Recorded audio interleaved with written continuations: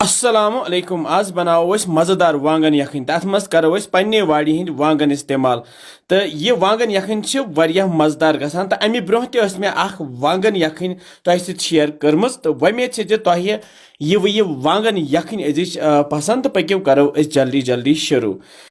बह गोस टोकर हेत पन्ने वाड़ मज तो वांगन चमनस पेमित वांगन षटोक वांगन तो थवोक साइडस कुन वांगन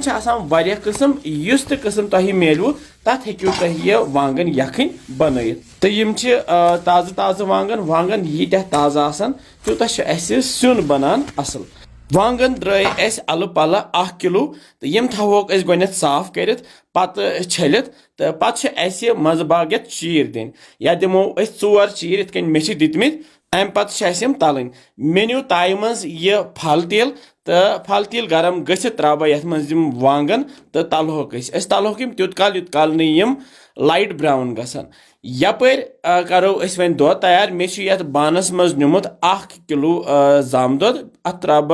नून नून कूत खेवान तमे हिसाब बे त्रोस रिफाइन तेल बड़ी 2 चमच तो ये वन छोक दिन सही पे मे छोंप तो अमे दिमो छोक इत जाम दोदस दिवान अमे पत थवान बह यह गैसस पे तो दिमो लगातार ये खलन खलन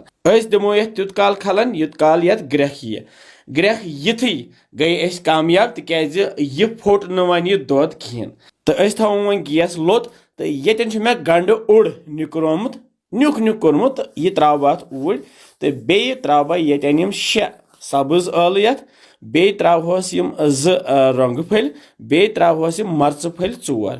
तो ये त्रा ये बड़ ٲल पाउडर 1 चमच अगर नहीं तुम बड़ ٲल पाउडर आ हेक्यू सोबत बड़ ٲल 2 त्रित ये बे त्रा यह होक पुदन पाउडर 1 चमच बे त्रोहस यह दानवल पाउडर 1 चमच बदान पाउडर 1 चमच बे मे यह लकुट मुज क्रोंड ये त्रा 6-7 रोहन फल कदूकश कर अमे पत त्रो